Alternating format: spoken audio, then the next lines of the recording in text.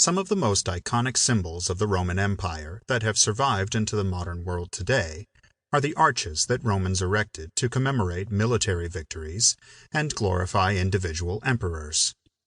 The story of how arches came to be used throughout the Roman world in such a way is one that involves the evolution of the military and its leaders into the political forces that came to dominate the state, and those arches, along with the triumphs that came to be associated with many of them, were key parts in the process of exhibiting the might of Rome.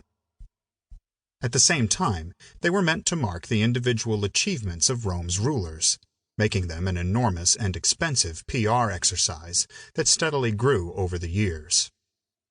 At its most basic, and in its earliest incarnation, the arch was a celebration of achievement, and, as such, was part of a whole series of methods used by the Romans to record, reward, and publicize success. However, as the imperial period progressed, the arch came to symbolize much more, and became exclusively associated with imperial might through the building of triumphal arches. The story of those arches is inextricably linked to the promotion of Rome as the greatest of all powers, and of its leaders as the most worthy and able of all commanders. The building process of arches was long and protracted, but it typically served the empire well.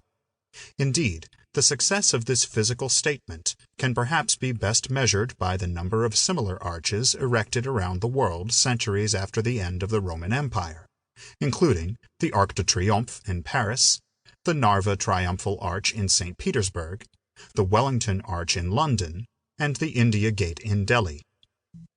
Arches and Triumphs in Ancient Rome.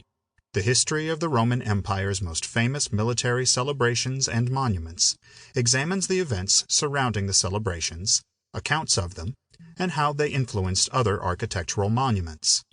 Along with pictures depicting important people, places, and events, you will learn about the arches and triumphs like never before.